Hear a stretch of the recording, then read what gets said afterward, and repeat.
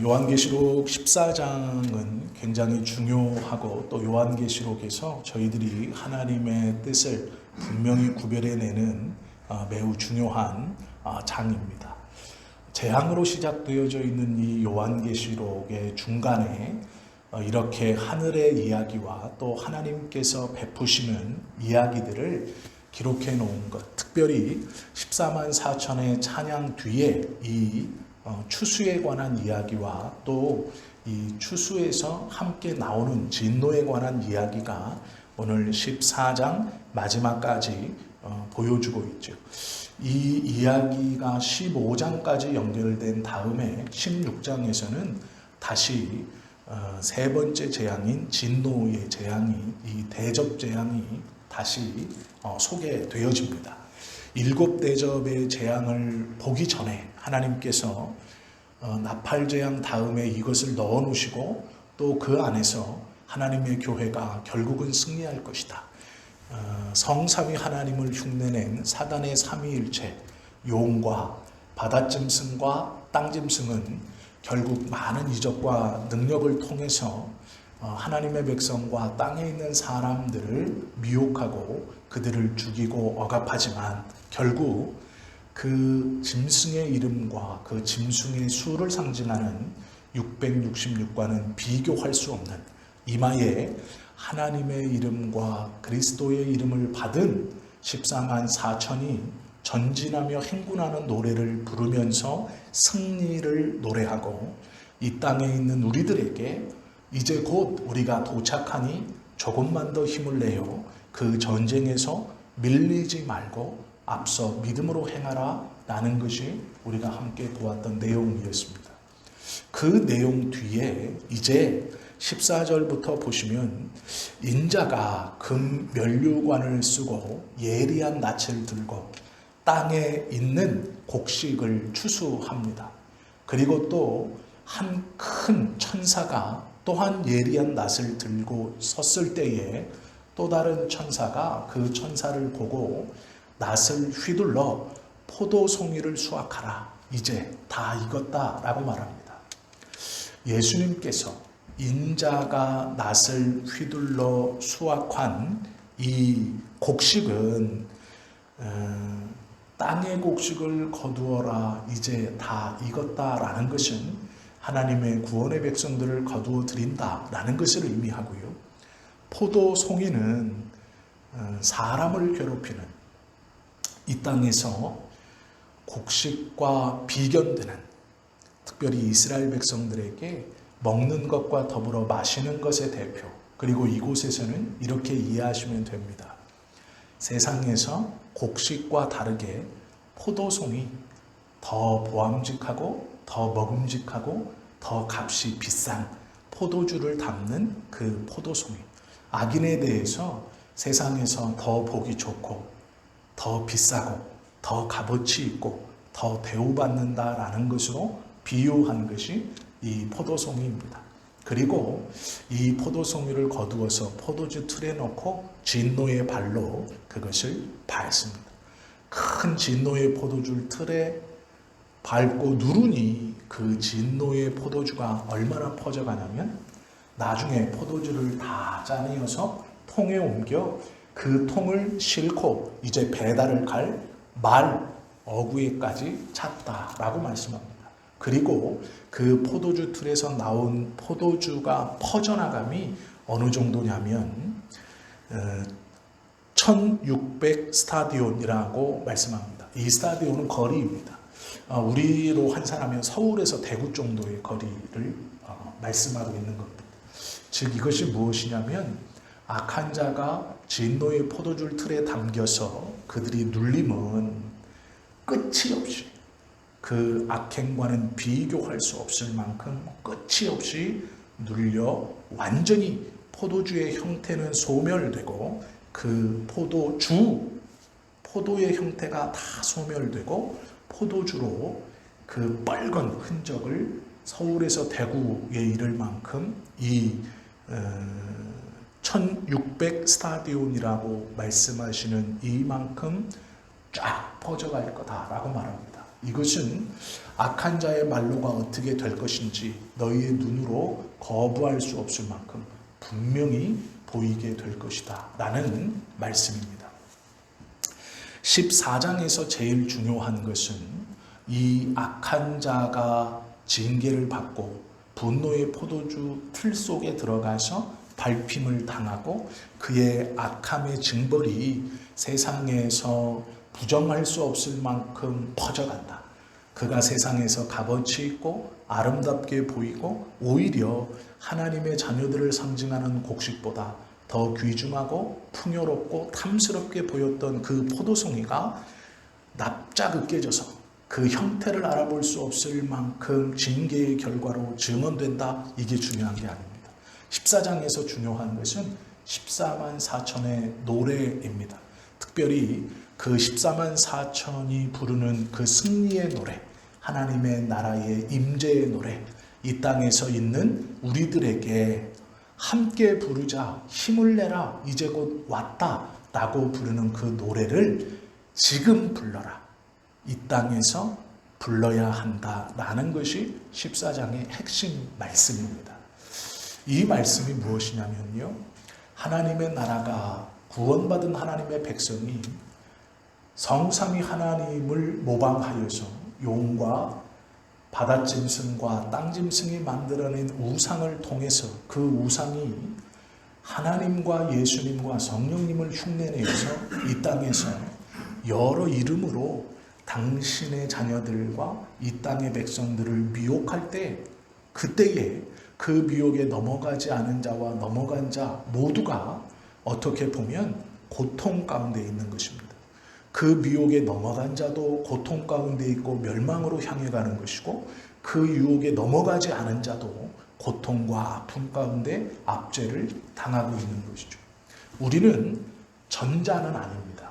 그 미혹에 넘어가서 그 미혹 때문에 그것이 하나님인 줄 알고 달려가고 그곳에서 머리를 조아리고 우상을 섬기면서 결국 멸망으로 가는 첫 번째의 고통 속에 있는 사람들은 아닙니다. 우리는 두 번째의 고통 가운데 있는 사람들이죠.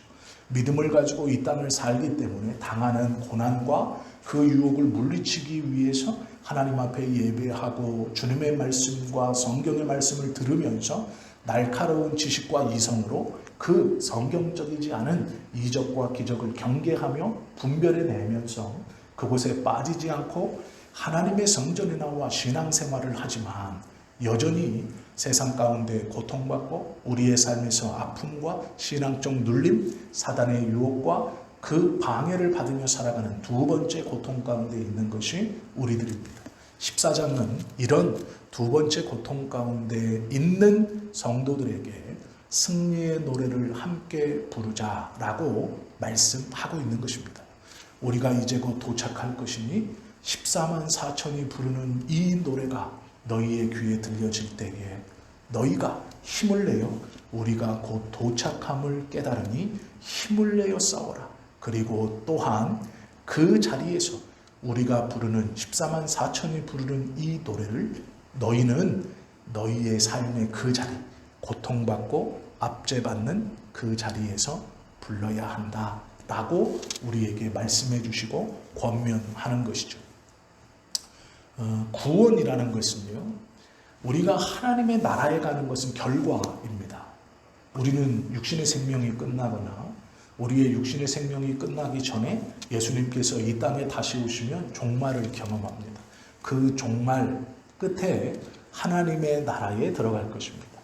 천국에 가는 것이죠. 구원받은 자의 결과는 하나님의 나라입니다. 그러면 우리는 아직 이 결과가 우리의 삶에 다가오지 않았습니다. 아직 예수님이 오지 않았고 우리의 육신의 생명이 끊어지지 않았죠. 그래서 우리는 이 구원의 결과로 얻어지는 하나님의 나라가 우리에게 다가온 것이 아닙니다. 구원의 결과로 주어지는 것이 하나님의 나라이죠. 그러면 구원받은 자의 목표가 있습니다. 그것이 무엇이냐면 결과로 주어지는 하나님의 나라의 삶을 이 땅에서 살아가는 것이 목표입니다.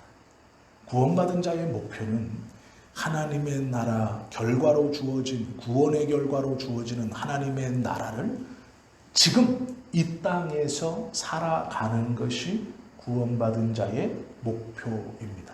그래서 우리는 천국을 결과로 받고 그 나라에 들어갈 것이지만 지금 이 땅에서 천국에서 부르는 14만 4천이 부르는 그 승리의 노래를 이 땅에서 부를 수 있다라는 것이죠. 구원의 목표이기 때문에 그렇습니다. 그래서 구원받은 자는 이 땅에서 천국의 결과로 주어지는 14만 4천이 하나님의 나라에서 부르는 그 노래를 우리가 지금 이 땅에서 불러야 하고 부를 수 있다라고 권면하고 있는 것이 14장의 말씀입니다. 어떤 이는 때로 평생 탄식의 노래를 부릅니다. 하나님 앞에 기도하는 것을 들어보면 나는 이것도 없고 나는 저것도 없고 하나님 왜 나는 이것도 없고 왜 나는 저것도 없습니까? 하나님 나는 이것이 부족하고 저와 비교해서 이것이 없습니다. 매일 무엇인가 달라고 기도하고 부족하다고 기도하는 것을 우리가 보게 됩니다. 수많은 사람들이 아직도 모이고 있는 여러 유명한 기도원에 가보면 무엇을 받아서 감사하다는 기도는 없습니다. 항상 무엇인가 부족해서 하나님께 달라고 기도하는 것이죠. 성경은 그렇게 말씀하고 그렇게 가르치지 않습니다. 구원받은 자의 결과가 하나님의 나라를 소유한 것이듯 구원받은 자의 목표와 삶의 자세는 감사하고 천국의 노래를 이 땅에서 부를 수 있다라는 것이 되어야 한다라는 것이죠. 우리가 무엇을 위해서 기도하고 어떠한 것을 놓고 기도하고 어떠한 마음으로 기도하는지를 기도할 때마다 점검해 보아야 합니다. 내가 부족한 것을 하나님 앞에 아뢰고 나의 무엇인가를 채워달라고 계속해서 그것만을 기도하고 있다면 그것은 목표가 잘못된 기도입니다. 구원받은 자의 목표와 어긋나는 기도입니다. 그것을 기도하라 말씀하셨죠. 예수님도 분명히 하나님 앞에 예수님의 이름으로 기도하라 말씀하셨어요. 그러나 우리가 목표를 정확히 알고 기도하는 것이지 그 목표를 잃어버리고 망각하고 기도한다는 것은 바른 기도도 아니고 하나님이 들으시는 기도가 될 수 없다는 것을 기억해야 합니다. 이 땅을 살면서 그럼 어떻게 14만 4천의 노래, 그 승리의 노래를 부를 수 있는가? 사무엘상 2장에 그 예가 나와 있습니다. 사무엘상 1장은 한나의 기도입니다. 우리가 수요일에 웨스트민스터 서열이 문답을 보면서 이 사무엘상에 있는 한나의 기도를 함께 보았죠. 한나는 하나님 앞에 나와 기도합니다. 그것도 우리가 정확히 성경대로라면 여인의 뜰에서 성전 앞에 이르지도 못하고 성전에서 멀리 떨어져 있는 제사장의 뜰과 유대인 남성들의 뜰을 지나 이방인의 뜰 바로 앞에 있는 이방인의 뜰은 환전하고 돈 바꾸는 장소입니다. 그러기에 이방인의 뜰은 기도할 수 없는 곳입니다. 그것은 성전에 들어가는 사람이 동전을 바꾸고 동물을 사들이는 그런 시끄럽고 냄새나는 곳이었습니다. 그럼 그것 바로 앞에 하나님의 성전에서 어떻게 보면 가장 멀리 떨어져 있다는 것을 상징하죠. 그곳에서 한나는 기도합니다. 그것이 사무엘상 1장입니다. 그리고 2장에서는 이 한나가 그 기도의 응답대로 아이를 낳아서 하나님 앞에 나와 또다시 기도하는 것입니다. 뭐라고 기도하는지 제가 읽어드리겠습니다. 2장 1절 말씀입니다. 한나가 기도하여 이르되 내 마음이 여호와로 말미암아 즐거워하며 내 뿔이 여호와로 말미암아 높아졌으며 내 입이 내 원수들을 향하여 크게 열렸으니 이는 내가 주의 구원으로 말미암아 기뻐함이니이다 라고 말합니다. 1장에서 억울함을 토로하며 아들을 달라고 기도했던 한나가 2장에서 그 아들을 안고 와서 하나님 앞에 이렇게 노래하는 것이죠. 그리고 6절에서 8절의 말씀을 보면 한나가 또 이렇게 기도를 이어갑니다. 여호와는 죽이기도 하시고, 이게 한나의 고백입니다. 살리기도 하시며 스올에 내리게도 하시고 거기에서 올리기도 하시는도다. 여호와는 가난하게도 하시고 부하게도 하시며 낮추기도 하시고 높이기도 하시는도다. 가난한 자를 진토에서 일으키시며 빈궁한 자를 거름더미에서 올리사 귀족들과 함께 앉게 하시며 영광의 자리를 차지하게 하시는도다. 땅의 기둥들은 여호와의 것이라. 여호와께서 그것을 세계 위에 두셨느니라 라고 기도합니다. 우리가 주목할 건 또 10절의 기도입니다. 여호와를 대적하는 자는 산산이 깨어질 것이라. 하늘에서 우레로 그들을 치시리로다. 여호와께서 땅끝까지 심판을 내리시고 자기 왕에게 힘을 주시며 자기의 기름 부음 받은 자의 뿔을 높이시리로다 하니라 라고 말합니다. 그런데 문제가 있어요. 이게 왜 문제가 있냐면요, 한나가 이때 당시에 이 사무엘상을 기도할 때의 시대적 배경을 우리가 좀 봐야 됩니다. 단순히 이것은 한나가 개인적으로 아이를 못 가져서 억울했고 하나님 앞에 아이를 갖게 해달라고 기도해서 10개월이 지난 후에 아이를 갖고 하나님 앞에 나와 감사하며 기도하는구나, 이런 개인적인 기도일 뿐만 아니라 한나가 이렇게 기도했던 시대적 배경이 있습니다. 이렇게 기도할 때에 한나의 주변 배경을 우리가 좀 알아야 됩니다. 그게 무엇이냐면 한나의 기도가 단순히 자신의 개인적인 억울함이 풀렸고 개인적 기도가 응답되었다는 감사의 기도로 끝났으면 우리가 그 배경을 볼 필요가 없습니다. 그런데 한나의 기도 10절 말미에 한나가 이렇게 기도합니다. 자기의 여호와는 땅끝까지 심판을 내리시고, 여기서부터가 자기 왕에게 힘을 주시며, 한나는요 왕을 경험해 본 적이 없습니다. 왜냐하면 이 한나가 기도하던 이 시기가 사사기 끝물입니다. 아직 이스라엘은 왕이 없었던 때입니다. 자, 이 기도를 좀 잘 이해하셔야 돼요. 첫 번째 왕이 사울입니다. 사울을 누가 세웁니까? 사무엘이 기름 부음을 줘요. 사무엘이 누구의 애입니까? 한나의 애예요. 그럼 지금 한나가 2장에서 기도할 때 요 사무엘이 어떤 애입니까? 깐난쟁이에요. 잘 생각해 보십시오. 이 아이가 커야 사울에게 기름을 붓죠. 그리고 사울이 왕이 됩니다. 이해가 되십니까? 이 말이 한나가 지금 깐난쟁이 애를 앞에다 두고 자신의 억울함이 이 아이로 풀렸습니다. 하나님, 내가 기도했던 것을 하나님이 응답 주셔서 저 엘리 제사장님도 나보고 술 취했다고 했는데 하나님이 은혜 주셔서 아들을 낳아가지고 이제 성전에 갖고 왔습니다. 이 정도면 그냥 한나가 감사하면서 기도하는구나, 끝나면 되는 거예요. 그런 배경도 볼 필요가 없고 그 기도를 깊이 묵상해서 이 한나가 왜 이렇게 말하는지를 고민해 볼 필요가 없습니다. 그냥 자기의 감사예요. 그런데 문제가 뭐냐면 한나는 왕을 경험해 본 적이 없어요. 왕은 자신의 이 깐난쟁이 아들 사무엘이 커서 하나님께 왕을 세우라는 음성을 듣고 한참 뒤에 사무엘을 세워야 첫 번째 왕이 나오는 겁니다. 지금 이 2장 10절에서 기도할 때 한나는 왕을 모릅니다. 왕이 없어요. 이스라엘은 사사기 마지막 기간이었지 아직 왕이 세워지기 전입니다. 그런데 한나가 기도하기를 이렇게 기도하죠. 2장 10절 마지막에 보면 자기 왕에게 힘을 주시며, 경험한 적이 없는 왕을 한나는 지금 하나님이 그 왕에게 힘을 주신다라고 기도합니다.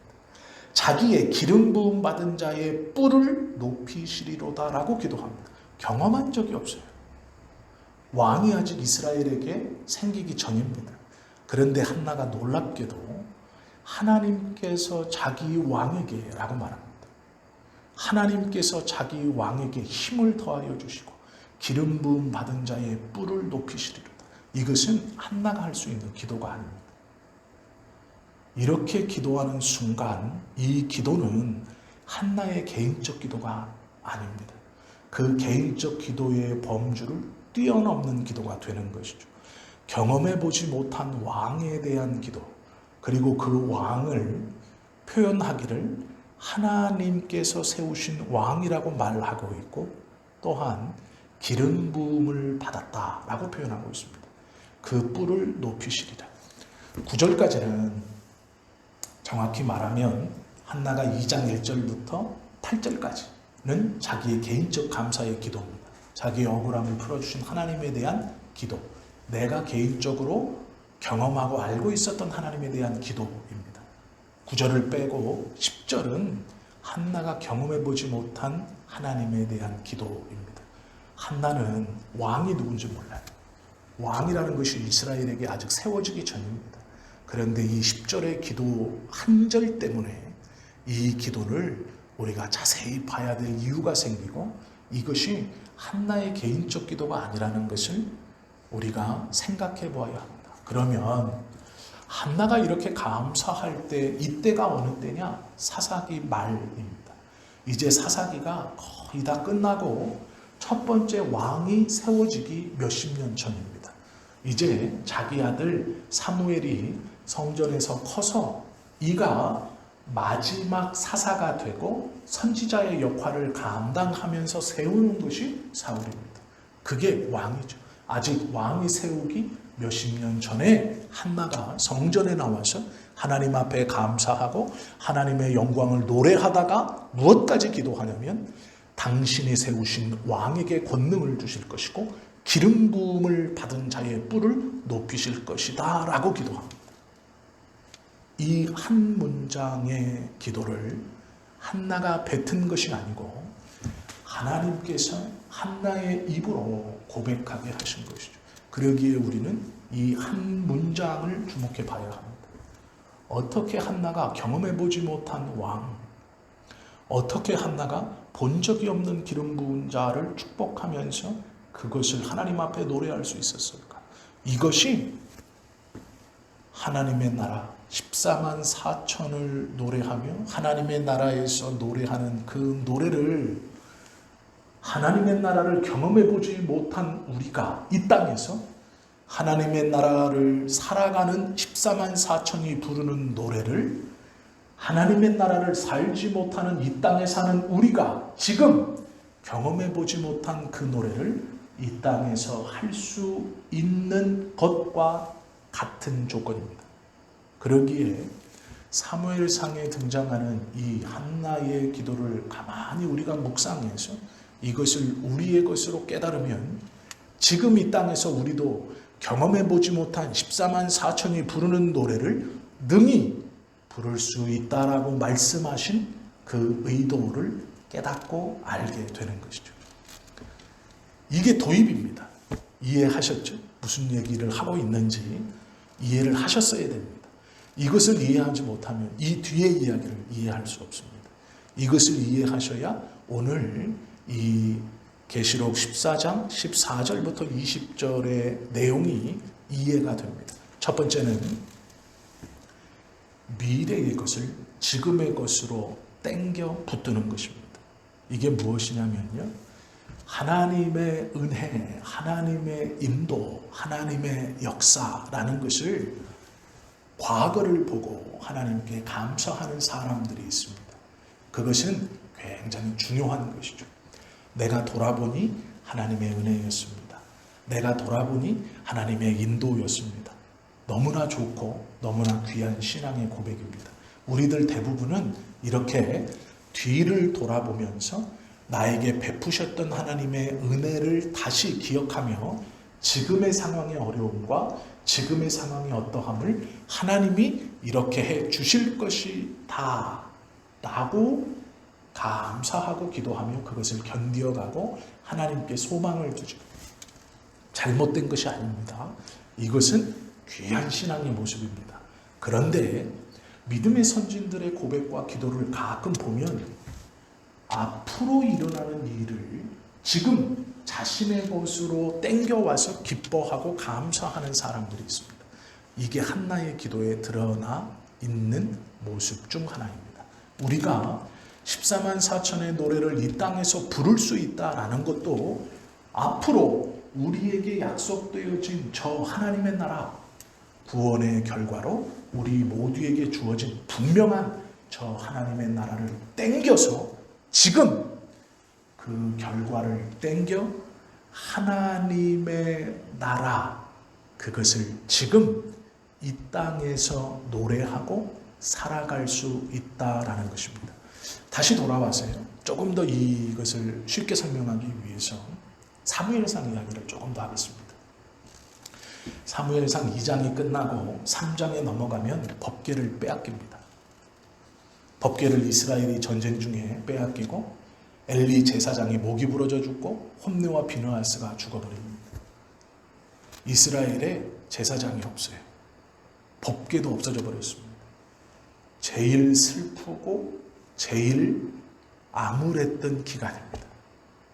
사무엘상의 출발은 한나의 개인적 탄식으로 출발하고 2장에서 그 개인적 탄식을 회복시켜 주시는 하나님의 이야기로 있고 그 2장의 말미에 한나가 갑자기 경험해보지 못한 왕을 대하시는 하나님에 대해서 노래하고 그 왕에 대해서 축복합니다. 이 왕이 짧게는 다윗 왕일 것이고 멀게는 기름 부음 받은 자인 그리스도입니다. 그런데 이렇게 한나가 기뻐하며 찬송하고 노래할 때 상황이 어떤 때이냐? 이스라엘이 침략당할 때이고 이방인들이 이스라엘 민족들을 마구잡이로 도륙할 때입니다.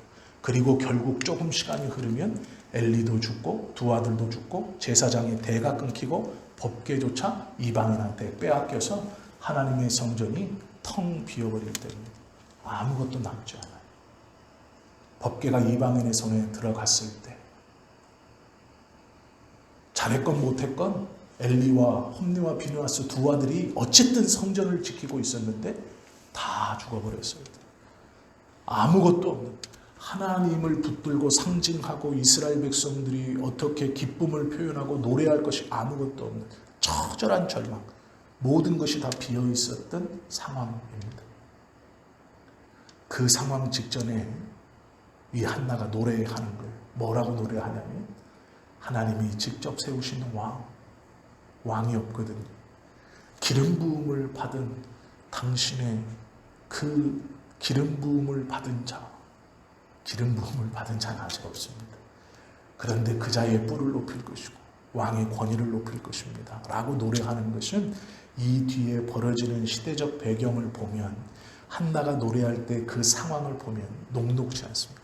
하는 전쟁마다 패하고 이 한나가 기도하는 중에도 전쟁에 패해서 궁여지책으로 이 법궤를 끌고 나가면 우리가 이기지 않을까라고 했을 정도입니다. 노래할 것이 없을 때 한나는 노래하는 것이죠. 무엇에 붙들려서요?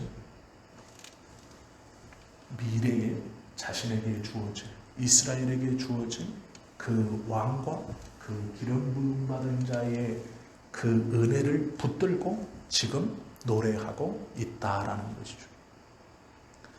한나가 어떻게 그럴 수 있을까? 우리는 그것을 다 알지는 못합니다. 그러나 성경을 통해 짐작해 볼 수 있죠.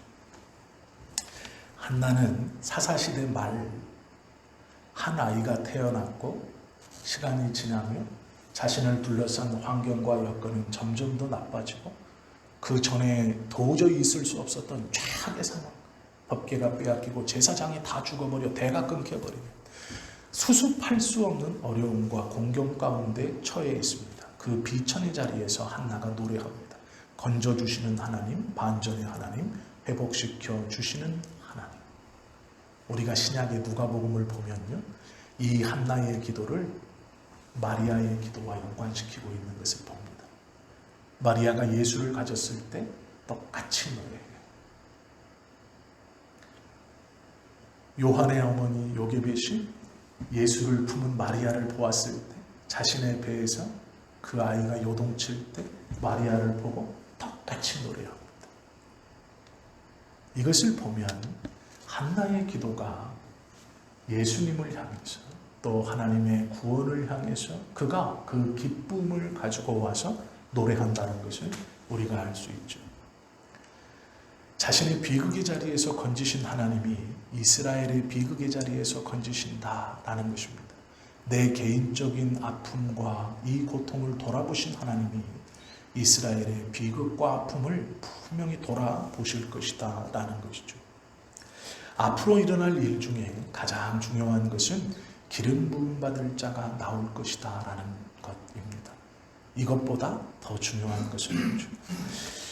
이 한나의 마음에 하나님이 세우신 왕, 그 기름 부으신 자, 그것을 생각하니 그 마음에 기쁨이 넘치는 것이죠. 주변의 환경과 여건은 나라가 망해가고 있고 자신을 둘러싼 환경은 어려움 가운데 있지만 그것을 기억하며 기뻐하고 하나님 앞에 말할 수 없는 찬송으로 노래하고 있다는 것이죠. 복음을요, 포워드백이라고 합니다. 포워드백. 이 포워드백이라는 말이 뭐냐면 앞에 있는 것을 땡겨온다 이런 뜻이에요. 말뜻 자체가 앞에 있는 어떤 것을 땡겨온다라는 겁니다. 자기 당대의 눈으로 한나는 왕을 볼 수 있을지 없을지 모릅니다. 그러나 기뻐하는 거예요. 자기 눈으로 구원자를 볼 수 있을지 없을지 몰라요. 그러나 기뻐하는 거예요. 우리가 우리의 삶에서 14만 4천이 부르는 하나님의 노래를 찬송하고 그 기쁨으로 오늘을 살 수 있는 그 이유는 그게 내 눈에 보여서가 아니에요.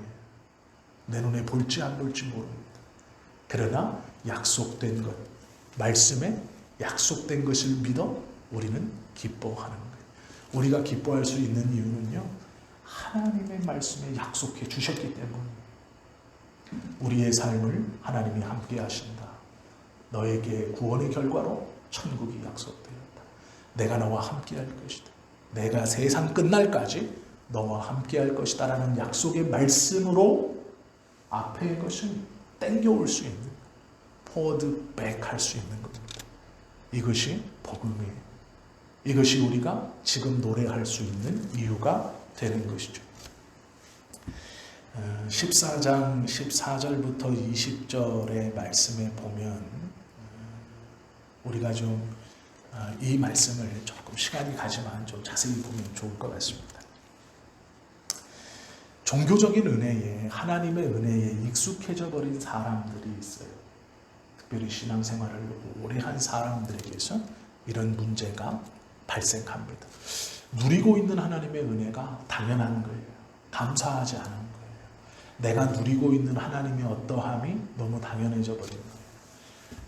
구약의 이야기를 했으니까 이제 사무엘과 관련된 이야기를 좀 하나 함께 나누면 좋을 것 같습니다. 사울이 처음에 왕으로 사무엘에게 선택을 되었을 때 사울의 고백이 나는 정말 작고 부족한 자입니다. 이렇게 고백합니다. 그것이 우리는 사울이 겸손했구나 라고 생각하시는데 그렇지 않아요. 사울의 성정을 보면 겸손한 것과는 조금 거리가 먼 사람인 것을 우리가 보게 되죠.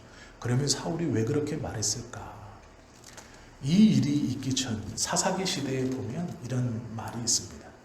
사무엘상 9장에 보면 베냐민 지파에 기스라 이름하는 유력한 사람이 있으니 그는 아비멜의 아들이요 스롤의 손자요 베고랏의 증손이요 아비야의 현손이며 베냐민 사람이더라 라고 말하면서 기스라고 말해요. 이 기스. 9장 21절에 보면 사울이 대답하여 이르되 나는 이스라엘 지파의 가장 작은 지파 베냐민 사람이 아니니까 또 나의 가족은 베냐민 지파 모든 가족 중에 가장 미약하지 아니하니까 당신이 어찌하여 내게 이같이 말씀하시나이까 라고 말합니다. 사울이 사무엘에게 네가 왕으로 선택되었다 라고 말할 때 사울이 대답한 말입니다. 자신은 제일 부족하고 제일 작고 제일 약하고 미약하고 그런데 어떻게 저에게 왕이 되라고 말씀하십니까? 라고 했죠. 왜 그러냐면 이 이야기는 사무엘 9장을 가만히 보면요. 이 베냐민, 이 사울이 기스 출신입니다. 기스 출신인데요. 베냐민 지파 출신이라는 게 무슨 얘기냐? 사사기에 보면 마지막 장에 레위인이 첩을 얻어서 이 기브온 땅에, 베냐민 지역이 속한 기브온 땅에 레위인이 첩을 얻어서 그 마을에 이렇게 거하고 있었습니다. 그런데 베냐민 사람들이 찾아와 가지고 그 첩을 내놓으라고 협박합니다. 그래서 할 수 없이 이 사람이 그 첩을 레위인이 베냐민 젊은이들에게 내줍니다.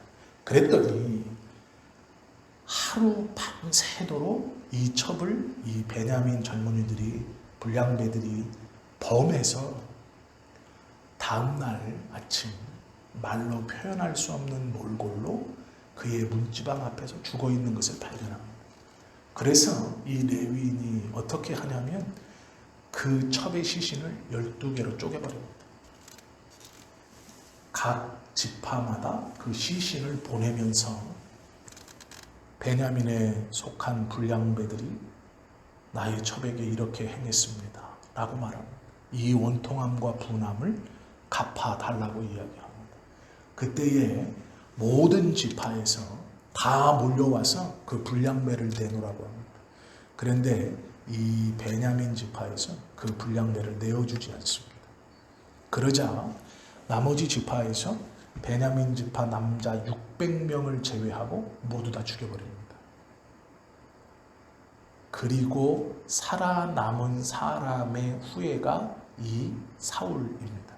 그러기에 이 당시에 베냐민 지파는 악한 지파였고 약한 지파였고 다른 지파에게 무시를 당하고 또 이 살아남은 600명이 어떻게든 자신들을 복원하려고 노력했지만 수적으로 이것이 복원되어지고 당장 어떻게 할 수 있는 문제가 아니었습니다.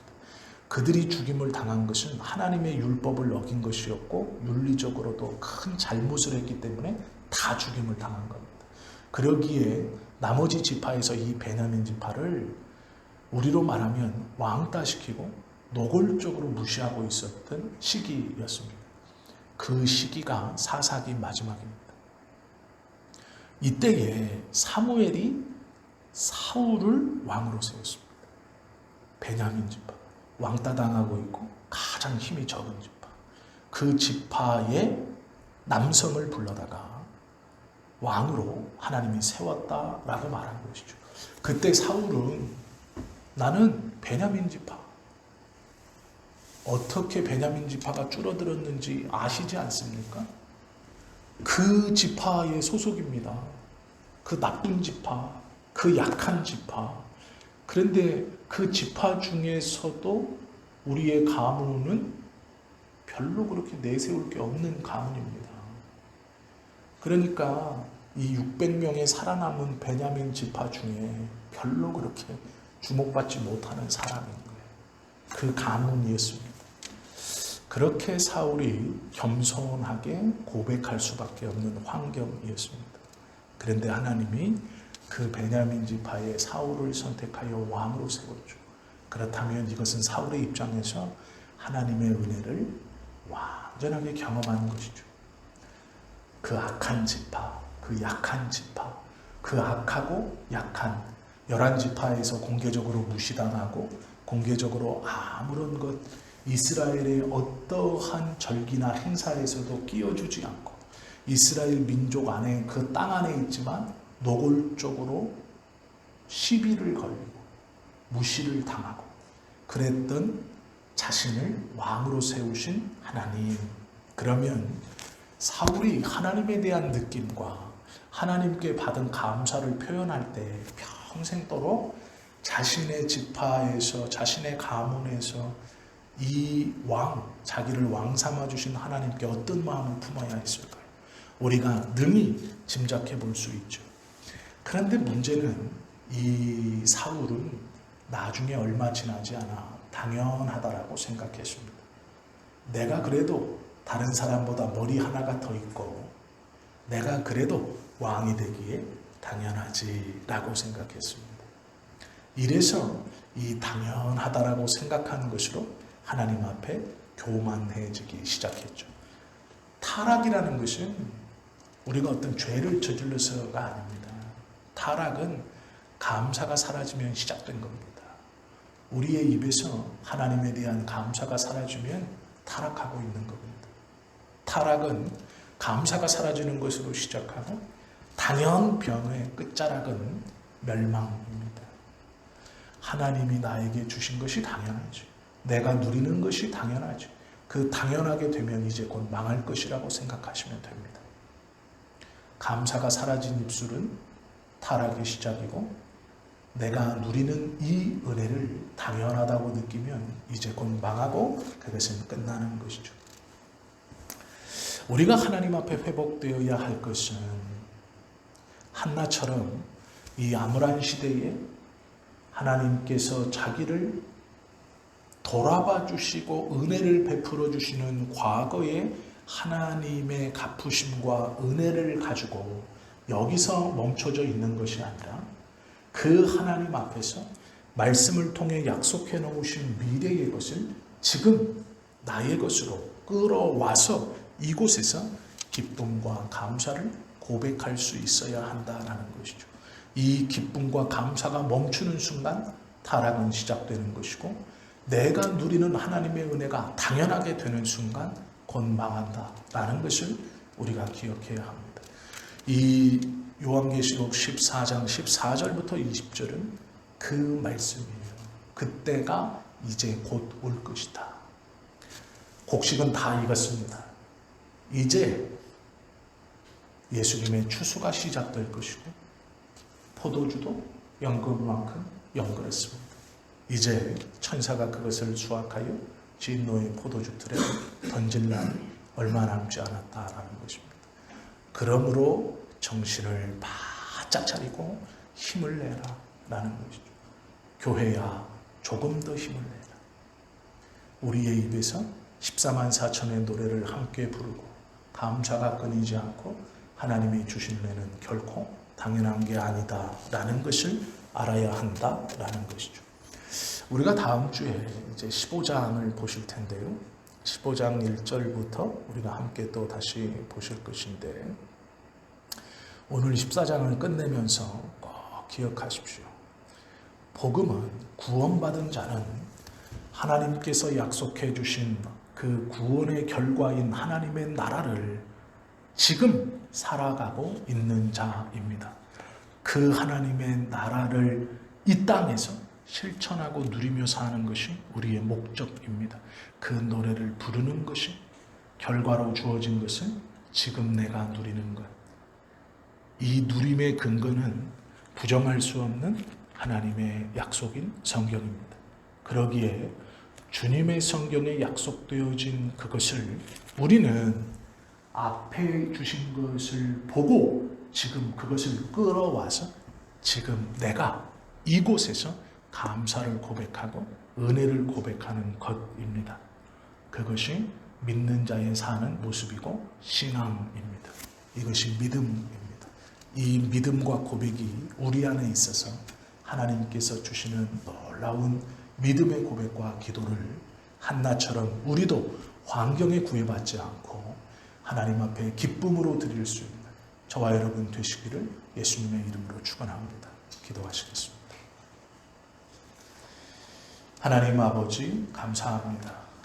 하나님의 나라가 구원받은 자의 결과이며 또 그 구원을 받은 자는 지금 여기서 하나님의 나라를 살아가는 것이 목표가 되어야 합니다. 한나와 같이 환경과 시대적 배경은 암울하고 어려움 가운데 있지만 자신에게 은혜를 베푸셨던 하나님을 붙들고 이스라엘 백성들에게 은혜를 베푸실 하나님께 감사하고 또한 앞으로 세워주시고 부어주실 그 왕과 기름 부은 자를 보며 지금 감사하고 기뻐하는 한나의 기도처럼 우리도 성경에 약속되어진 하나님의 약속을 믿고 앞으로 우리에게 부어주실 그 은혜를 지금 고백하며 기뻐하며 하나님과 동행하는 삶을 살아가는 자가 되게 하여 주시옵소서. 성령 하나님, 우리로 주님의 말씀을 깨닫고 성경을 통해 들려주시는 그 은혜의 말씀의 의미들을 깨달아 하나님이 기뻐하시는 기도가 우리의 입에서 터져나올 수 있도록 인도해 주시옵소서.